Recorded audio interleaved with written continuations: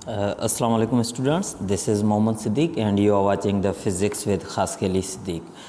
आज हम first year physics का पहला चैप्टर जो है वो ले रहे हैं। याद रहे कि ये हमारे पास जो सिलेबस है वो सिंटैक्स बोर्ड का है, लेकिन अगर आप सिंटैक्स बोर्ड के स्टूडेंट नहीं हैं तो भी आपको फ़िक्र करने की ज़रूरत नहीं है, क्योंकि फ़िज़िक्स जो होता है वो सब के लिए वही सेम है। हाँ, हम यूँ कह सकते हैं कि यहाँ पे जो अरेंजमेंट है, यहाँ पे जो तरतीब है सिलेबस की, वो सिंटैक्स के मुताबिक है। ठीक है, बाकी फ़िज़िक्स तो सब के लिए वही सेम होती है। अच्छा, तो पहला चैप्टर है हमारे पास ये सिंटैक्स की फ़िज़िक्स फर्स्ट ईयर फ़िज़िक्स का, जो कि है स्कोप ऑफ फ़िज़िक्स के बारे में। कि पहले जो है वो, या ऐसा हम कह सकते हैं द इंट्रोडक्शन ऑफ फ़िज़िक्स भी हम यहाँ पे यूज़ कर सकते हैं, क्योंकि यहाँ पे हम फ़िज़िक्स की स्टार्टिंग ले रहे हैं कि फ़िज़िक्स क्या है, या फिर फ़िज़िक्स को कहाँ से जो है वो हम लेकर आए हैं, मतलब साइंस की दुनिया से, या साइंस की दुनिया में फ़िज़िक्स की जो अहमियत है, या डेली लाइफ के अंदर, डेली रूटीन के अंदर भी फ़िज़िक्स का जो स्कोप है वो क्या है, तो हम फ़िज़िक्स को किस तरह समझते हैं एज अ साइंस सब्जेक्ट। ठीक है, तो सबसे पहले अगर हम देखते हैं वर्ड फ़िज़िक्स को, तो ये लफ्ज़ जो फ़िज़िक्स है वो ग्रीक लैंग्वेज का एक वर्ड है, फिसिकी। ग्रीक लैंग्वेज का एक वर्ड है फिसिकी। This is the pronunciation, this one is the Greek letter, these are the Greek letters, and the combination of these Greek letters is the Greek word which sounds like a physiki. ठीक है, so the meaning of this word is nature. The meaning of this word, this Greek word physiki, which means nature. ठीक है, so physics is taken from this word, means now we can imagine that what is physics, so it must be the study of nature. तो इस हवाले से physics अगर फिज़िकी word में से निकला हुआ है जिसका मतलब है nature, it means in physics we are going to study all about the nature. So just like we have some natural phenomena, not some but we have so many natural phenomena. I am just talking about few of them, just like the formation of rainbow, के जो rainbow है वो कैसे बनती है, Apple falling from a tree, के दरख्त से जो सेब गिरता है वो किस तरह गिरता है, क्यों गिरता है, या उनके जो बेसिक रीज़न्स हैं वो क्या हैं, उनको हम फिज़िक्स के हवाले से कैसे स्टडी करते हैं। ग्रोइंग ऑफ प्लांट्स है, मोशन ऑफ बॉडीज़ हैं, या फिर formation of the solar system है, और भी जो है वो हमारे पास अनलिमिटेड प्रोसेस हैं, फिनोमिना हैं नेचर के अंदर, जिनको हम नेचुरल फिनोमिना कहते हैं। तो इन सब फिनोमिनाज की स्टडी जो होती है उसको हम कहते हैं स्टडी ऑफ साइंस। ठीक है, जो भी हमारी डेली लाइफ के अंदर, या फिर यूँ कह लें कि हमारी पूरी लाइफ के अंदर जितने भी प्रोसेस यूज़ होते हैं, फिनोमेना जो है वो हमें देखने को मिलते हैं। हम घर से बाहर निकलते हैं तो हमें कई सारी चीज़ें जो है वो हरकत में दिखती हैं, कोई रेस्ट में भी दिखती हैं। तो इस तरह की जितने सारे फिनोमेनाज हैं, जितने भी जो है वो प्रोसेस हैं, उन सब की स्टडी को हम क्या कहते हैं, स्टडी ऑफ साइंस। ठीक है, तो इस तरह हमारे पास साइंस की डेफिनेशन जैसे हम कहते हैं कि the study of observation and experiment, या knowledge we get on the basis of the observation and experiment is called science. तो वैसे ही हमारे पास ये जितने सारे भी प्रोसेस हैं वो हम अपनी डेली लाइफ में ऑब्ज़र्व करते हैं, तो इन सब में से हमें जो नॉलेज मिलती है, या इनके बारे में हम जितना कुछ भी जानने की कोशिश करते हैं, so this is all science. इसको हम कहते हैं स्टडी ऑफ साइंस। ठीक है, अच्छा, उसके बाद अब अगर हम साइंस पे आते हैं तो साइंस जो है वो दो तरह की होती है। देखें, अब हमने इनको थोड़ा कैटेगराइज करना है कि साइंस जो है वो किन किन कैटेगरीज़ के अंदर डिस्ट्रीब्यूट की गई है। तो दो कैटेगरीज़ हैं हमारे पास साइंस के, दो मेजर कैटेगरीज़ हैं, दो मेजर पार्ट्स हैं। वो कौन से हैं? एक हमारे पास साइंस है, बायोलॉजिकल साइंसेस जो हैं उनको अलग जो है वो लिस्ट में लिखा गया है, और दूसरे जो साइंसेस हैं वो कौन से, बायोलॉजिकल साइंसेस के बाद फिज़िकल साइंसेस। ये हमारे पास आ गए बायोलॉजिकल साइंसेस, और ये हैं हमारे पास फिज़िकल साइंसेस। यानी कि अब बायोलॉजिकल साइंस जो है किस चीज़ के बारे में, यहाँ पे हम स्टडी करते हैं जो लिविंग थिंग्स हैं, लिविंग ऑर्गेनिज़म्स हैं, मतलब लाइफ की स्टडी करते हैं। उसको हम कहते हैं बायोलॉजिकल साइंस। देखिए यहाँ पे जैसे हमारे पास ग्रोइंग ऑफ प्लांट की बात आ गई, तो इस तरह जो लाइफ की बात आती है तो उस पे हम जो स्टडी करते हैं उस पार्ट को, उसको या उस पूरी कैटेगरी को हम कहते हैं द बायोलॉजिकल साइंस। और जो नॉन लिविंग मैटर हैं पूरी यूनिवर्स के अंदर, लिविंग के अलावा बकाया जो नॉन लिविंग मैटर्स हैं उनके जो फिनोमिनाज हैं उनको चेक करने के लिए या उनको समझने के लिए हमारे पास जो साइंस है उस साइंस को हम नाम देते हैं फिज़िकल साइंसेस का या फिज़िकल साइंस का। तो बायोलॉजिकल साइंस में हमारे पास जूलॉजी है, बॉटनी है या बायोलॉजी है, और भी कई सारी ब्रांचेस हैं जिनको हम बायोलॉजी साइंस या बायोलॉजिकल साइंस के अंदर स्टडी करते हैं।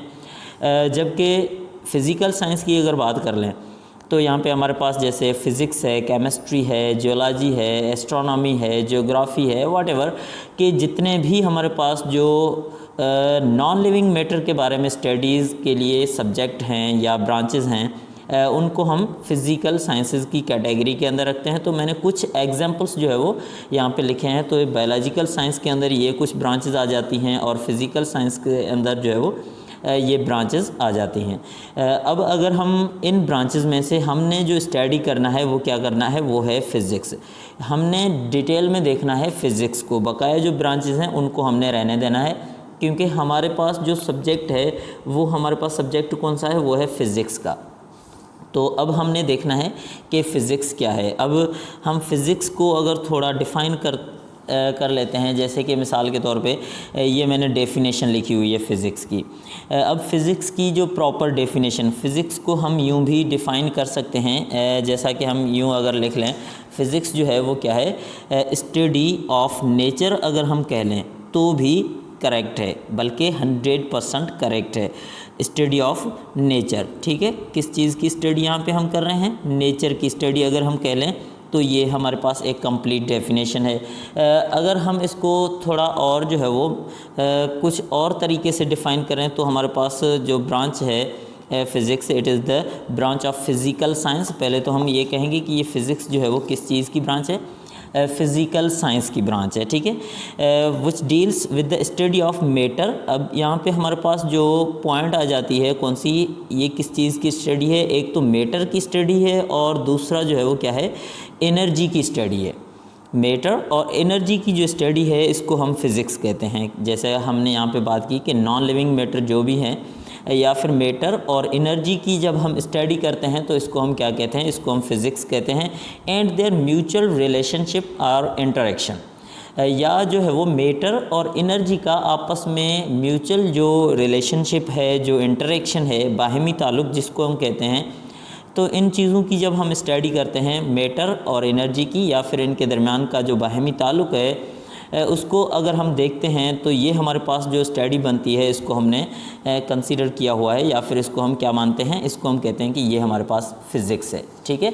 ये साइंस की ब्रांच है जिसमें हम मैटर और एनर्जी के बारे में पढ़ते हैं कि ये हमारे पास एक साइंस की ब्रांच आ गई जिसको हम मैटर और एनर्जी की स्टडी करते हैं जिसके अंदर, या फिर यूँ आप कह सकते हैं जिसके अंदर आप नेचर की स्टडी करते हैं तो ये फ़िज़िक्स है, ठीक है। अब एक और बात कि मैटर और एनर्जी तो चलो ठीक है, ये क्लियर कंसेप्ट पता चलता है, लेकिन यहाँ पे हम बात कर रहे हैं म्यूचुअल रिलेशनशिप की। तो इसका मतलब क्या है, ये म्यूचुअल रिलेशनशिप का मतलब क्या है, या फिर इंटरएक्शन जो है वो हम किसको कहते हैं।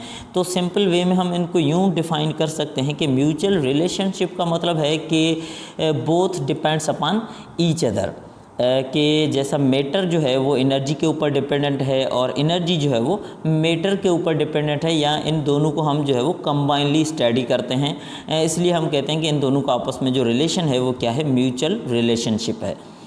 अच्छा, तो ये बन गई हमारे पास फ़िज़िक्स। अब एक और जो है वो डेफिनेशन हमारी बुक के हिसाब से अगर देखें, the whole study is based on experimental observations and quantitative measurements. अब देखें इसका मतलब क्या है कि ये फ़िज़िक्स जो है वो पूरी की पूरी किस चीज़ की स्टडी है, ये फ़िज़िक्स जो है वो पूरी की पूरी स्टडी है एक्सपेरिमेंटल ऑब्जर्वेशंस, यानी कि जो हम ऑब्जर्वेशंस करते हैं। अब देखें यहाँ पे जो कीवर्ड आ गया वो कौन सा है, ऑब्जर्वेशन है, और दूसरा एक्सपेरिमेंट है।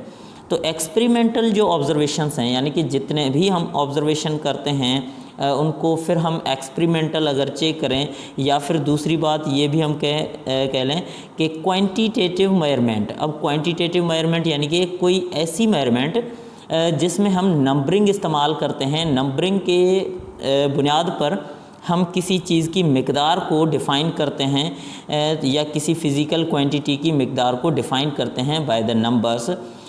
सो इस पूरी स्टडी को हम क्या कहते हैं, इस पूरी स्टडी को हम कहते हैं फ़िज़िक्स।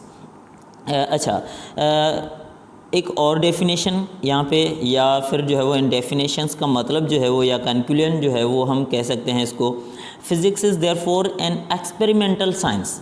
क्या बन गई फिज़िक्स? फिज़िक्स साइंस तो है, लेकिन कौन सी साइंस है? एक्सपेरिमेंटल, यानी कि the whole science, the whole physics is based on the experiments.